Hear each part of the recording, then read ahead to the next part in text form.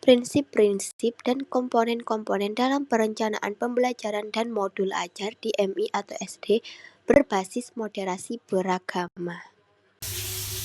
Prinsip-prinsip perencanaan pembelajaran dibagi menjadi 4. Yang pertama, prinsip perkembangan.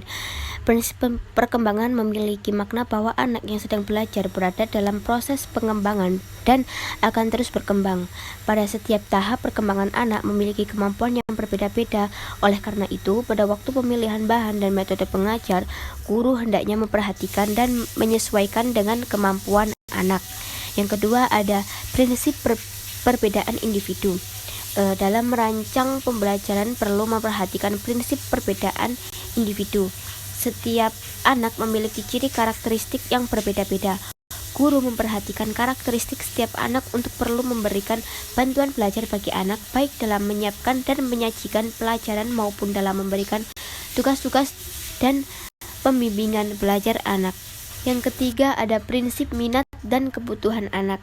Dalam merencanakan pembelajaran, guru perlu mempertimbangkan prinsip minat dan kebutuhan anak. Setiap anak mempunyai minat dan kebutuhan sendiri-sendiri.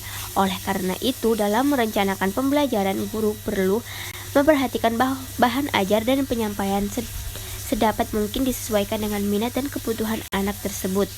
Yang keempat, prinsip motivasi. Motivasi memiliki peran yang cukup besar dalam upaya belajar.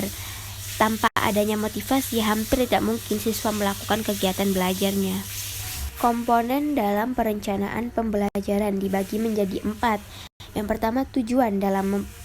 Hal pertama bagi seorang guru dalam melakukan pengajaran yaitu harus mengetahui apa tujuan belajar yang akan dicapai. Karena tujuan belajar merupakan landasan bagi seorang guru untuk membuat perencanaan yang akan menjadi hasil yang diharapkan. Yang kedua, materi. Selain tujuan, komponen esensial kedua yang harus ada dalam perencanaan pembelajaran yaitu materi ajar. Menurut Wahab 2016, materi merupakan bagian dari struktur keilmuan, suatu bahan kajian yang dapat berubah pengertian konseptual, isi, proses, atau keterampilan. Ketiga, ada metode atau strategi.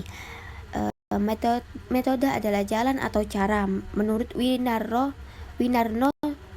Surakmah 1976, metode adalah cara yang di dalam fungsinya merupakan alat untuk mencapai suatu tujuan.